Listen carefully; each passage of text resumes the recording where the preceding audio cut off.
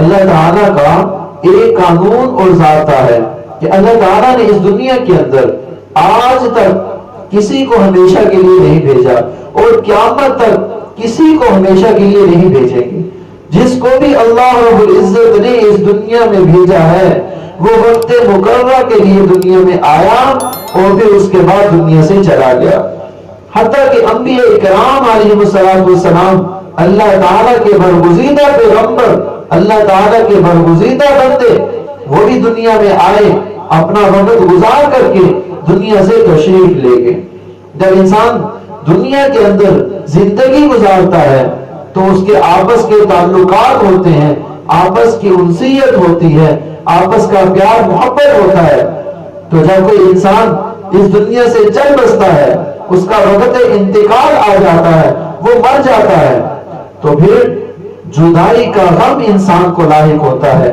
ہمارے معاشرے میں یا تو جدائی کا غم اس قدر کرتے ہیں کہ وہ بین کرنے لگ جاتے ہیں، اپنے آپ کو مارنا پیٹنا شروع کر دیتے ہیں، یا وہ پھر بالکل ہی خاموشی اختیار کر لیتے ہیں، یہاں تک کہ ایک آنسو بھی گرنے نہیں دیتے اور اس کو سمجھتے ہیں یہ صبر کے خلاف ہے۔ بھی اسلام فطرت کے مطابق ہے، اسلام اعتدال کا، میانہ روی کا درس دیتا ہے۔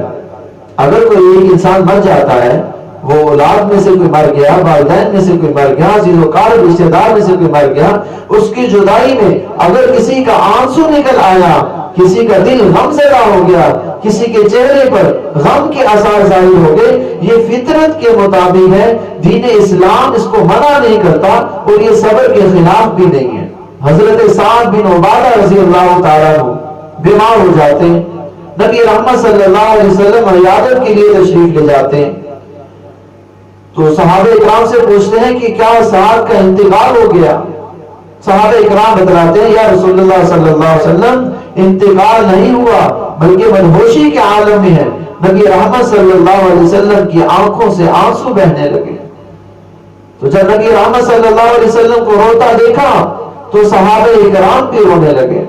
تو نبی رحمت صلی اللہ علیہ وسلم نے اس مقام پر فرمایا، ان اللہ لا يعذب بدمع العین وبحزن القلب، کہ اللہ تعالیٰ یہ آنکھوں سے جو آنسو بہ رہے ہیں ان کی وجہ سے عذاب نہیں دیتا، دل میں جو حزن ہے، دل میں جو غمی ہے، اس کی وجہ سے اللہ تعالیٰ عذاب نہیں دیتا، بلکہ آپ صلی اللہ علیہ وسلم نے اپنی زبان مبارک کی طرف اشارہ کر کے فرمایا کہ یہ جو زبان ہے نا انسان کی، اس زبان کی وجہ سے انسان کو عذاب ہوتا ہے، اور اگر کسی پر رحم کیا جاتا ہے تو وہ بھی اس زبان کی وجہ سے رحم کیا جاتا ہے۔ بلکہ اگر کوئی فوت ہو جاتا ہے، اس کی جدائی میں آنسو کا بہانا یہ میرے نبی صلی اللہ علیہ وسلم کی سنت ہے۔ آپ صلی اللہ علیہ وسلم کے صاحبزادے حضرت ابراہیم نزا کا عالم طاری ہے، حضور نبی رحمت صلی اللہ علیہ وسلم کی آنکھوں سے آنسو بہ پڑے۔ حضرت عبد الرحمن بن عوف رضی اللہ تعالیٰ عنہ وہ پاس ہی تھے، وہ کہنے لگے یا رسول اللہ صلی اللہ علیہ وسلم آپ رو رہے ہیں؟ آپ صلی اللہ علیہ وسلم نے ارشاد فرمایا، اے ابن عوف، یہ جو آنکھوں سے آنسو بہ رہے ہیں انہا رحمت، یہ رحمت ہے، یہ رحمت ہے۔ اگر کسی کی جدائی میں، کسی کے مرنے پر اگر آنکھوں سے آنسو بہ پڑے، اس کا مطلب یہ نہیں ہوتا کہ وہ صبر کے خلاف ہے، اس کے اندر صبر کا مادہ نہیں ہے۔ اگر کسی کی جدائی کا غم لاحق ہو جائے تو پھر کس طرح سے صبر کرنا ہوگا، اسلام نے ہمیں اس کی بھی تعلیم دی ہے، علماء کرام نے اس کے بھی چند طریقے بتلائے ہیں۔ نمبر 1 کہ یہ تصور کیا جائے کہ اللہ کی ذات حاکم بھی ہے اور حکیم بھی ہے۔ حاکم کا مطلب یہ ہے کہ یہ جو مرنے والا ہے اس کو اللہ نے پیدا کیا تھا، اللہ نے اس کی پرورش کی تھی، اللہ اس کو کھلا پلا رہے تھے، اب اللہ نے اس کو اپنے پاس بلا لیا ہے۔ وہ حاکم ہے، وہ بادشاہ ہے، وہ جو چاہے کر سکتا ہے، اور وہ حکیم ہے۔ حکیم کا مطلب اس کے ہر حکم میں حکمت ہے، اس کے ہر حکم میں حکمت ہے۔